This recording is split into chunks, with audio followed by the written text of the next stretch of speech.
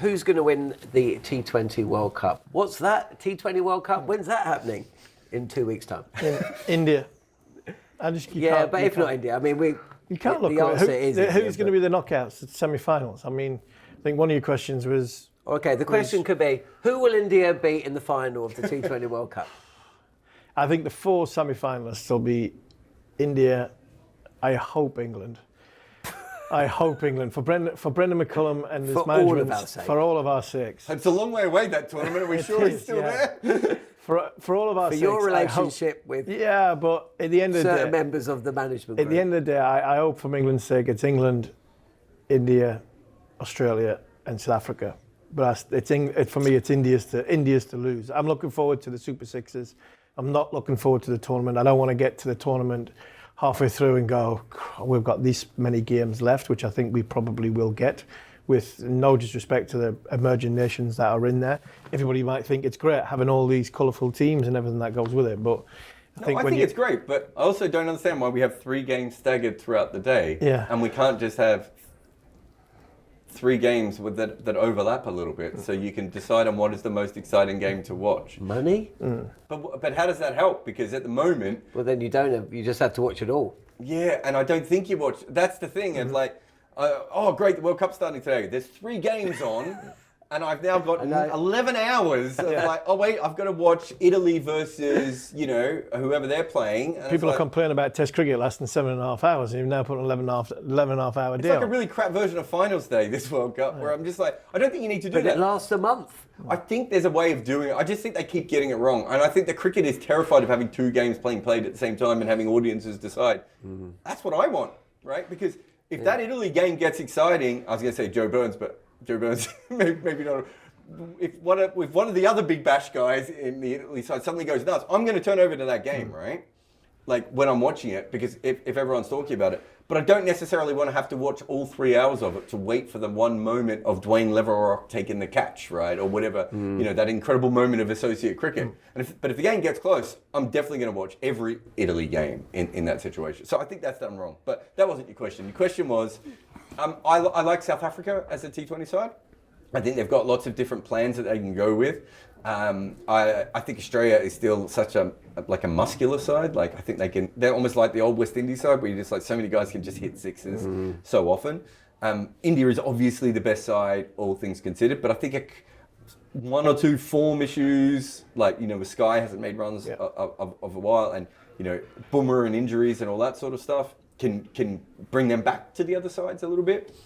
And I don't know about England. I think England are 1 bowler short at this moment in time with Archer in the squad. I think they're 2 bowlers short if Archer's out of it. I think Archer's so important for England's chances to get to the knockout stages. I really do. And if Archer's not there, backup spinner, I don't see the backup spinner or the backup go-to gun seamer that can, like a Bumrah, like a Rabada.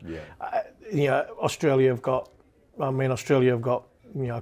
Cummins. They've got a bowler who, and people will be saying, well, hold on, it's played in the subcontinent. I mean, them 4 overs with one of your seamers or 3 overs from one of your seamers makes a difference. It'd be interesting to see if it's a tournament where you need 2 spinners, 2 frontline spinners. And if that's the case, I think that's probably where teams like Australia, maybe and England drop back a little bit. If it's a series where you only need 1 spinner and then a part-timer, I think that's very different. But if you need 2 frontline spinners, I think that's where South Africa and India and have a huge advantage over some of those other sides. Because South Africa have quite a few different spin options that they can go with at the moment. Whereas England's biggest problem hasn't usually been the frontline spinner, right? It's been the second spinner. I think England's batting will do okay. I think England's batting's fine. I think. But I'm not sure if it's at the level of Butler, Brook. What will it be? It'll be Bethel. There's one more in there, and then you've got Curran, Overton, Salt. So you'll have Salt. Yeah. Salt at the top with. It could be one of those tournaments that they could ride Salt. We've seen that in the IPL a couple of times, haven't we? Where he's going on a run. The batting doesn't worry me for England. Even in spinning conditions, I think they've got enough muscle to hit it out the park if they need to. Butler can Buller can play spin. I think Brook can play spin. Salt can have a go if he needs to at the top. I think the worrying for me is that 2 overs in the power play from a seaman's point of view, where Jofra would be very, very good, and the 18th, 19th over, 17th, 18th, 19th over, where you might need that injection of pace just to make a difference, where Rabada is very good at it, where Bumrah is good before he bowls the last one. Yeah. That, for me, is where I think if no Jofra Archer, I think that's where we come up short. What about the Sri Lankan side, Pakistani side, Bangladeshi side, in terms of the... Well, Bangladesh, we don't know if they're playing, where they're playing. Oh, this is the other thing. That's a big problem, because England play Bangladesh in Kolkata, and then they play Italy the next 2 days later in Kolkata. So if it does get moved, England might find themselves a challenge if they haven't got that seamer right, or they haven't got their bowling right. They might not even get at the group stages. So that's because they've got Bangladesh. They have to have a bad day against the West Indies hitting and big hitters. West Indies are putting together a bit of a better side of recent times as well. Look, Sri Lanka on paper looks really, really good, but it has for the last couple of World Cups, and I think they had the Asia Cup where they started incredible in the group stages and then just couldn't win a game, and then they beat India. We're all like, well, where's the form line here? Sri Lanka on paper has built a really good bowling attack, and they've got plenty of batters and some optionality they can change the stuff around. It just hasn't worked at a major tournament yet. Pakistan, I talked to some people involved in Pakistan a while I think it might have been the Asia Cup. It was the Asia Cup, and they were like, they just think, they had this feeling the World Cup might come too soon. They think they're onto something, and they don't think they're far away from it, but they don't think they're ready. So I don't know. I think if you were putting your attention on either side, Sri Lanka's probably the one that you should be paying more attention to. But if everyone gets fit from Pakistan, there's still some bowling there that can do some damage. And Shadab Khan's bowling well again, and you get a couple of those fast bowlers back fit, and you've got something. Bangladesh are starting to play T20 cricket like they understand it, which is a huge change to what they've done before. And I think Afghanistan had their best chance, and maybe they've just dipped down a little bit. I don't think teams are terrified of Rashid Khan anymore. So unless Noor Ali gets to the Rashid Khan level, they don't have that one banker that you can just lock down a part of the game with in the way that you used to. What about players? Do you see this tournament as a tournament that's going to see the breakout of some new players, or are we in a position now where we kind of know everybody? Because there's so many franchises. Yeah. You mentioned there Noah. Is he a breakout player? I mean, we know about him, but does he need to get this tournament to be the next Rashid Khan? Exactly. He needs a tournament. He might get to the point where I think most fans probably don't know how good he is, and this might be the tournament where everyone goes, oh, okay, this is on a completely different level than we've seen before. I don't know. Maybe Glenn Phillips is another guy that needs that one big tournament. I mean, I feel like we've been waiting for Glenn Phillips to break out for 6 years. But he could, someone like him in these sorts of conditions, because he'll get his cheap, disgusting wickets, won't he? And if he gets on a run with the bat, you can't really stop Glenn Phillips. He just goes nuts. So maybe he's another one. Tim David's a much better player than he's been before. If Australia are smart, they can use him in a much better way. He's learned how to play spin. So you've got some flexibility with him as well. From England, you're looking at you're hoping that the Salt at the top, a Jackson and a Bethel have a good World Cup, because you're expecting Brook to do well, you're expecting Butler to do well. They're your experienced players. Sam Curran likes the big stage, so you'd hope that the experienced players of them, you'd want the sort of the younger players, the ones that are not fringe players, but they need to come of age in the franchise world that they live in.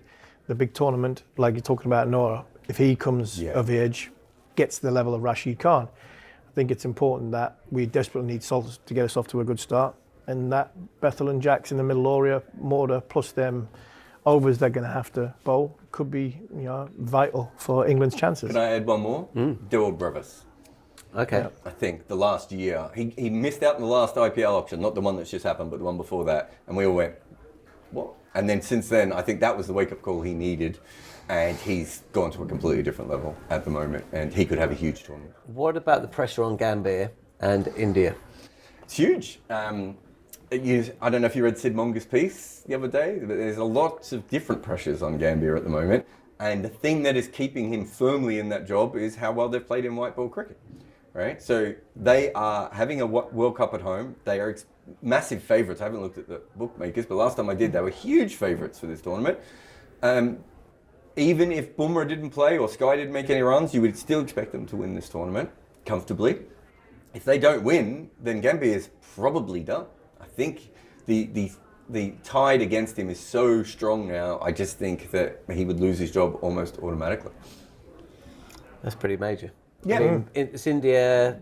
India haven't really got... They go to New Zealand later this year. It's aboard a Gavaskar this time next year. Then, of course, it's the 50 over World Cup in South Africa. So he's going to be desperate to cling on through 2026, because essentially 2027 is when his and India's era is going to be defined with those two. And the thing is, he's won the Champions Trophy and the Asia Cup, right? But if he loses the World Cup off the back of that, I don't know if that does enough. And, you know, they had a good end to their test series against England, right?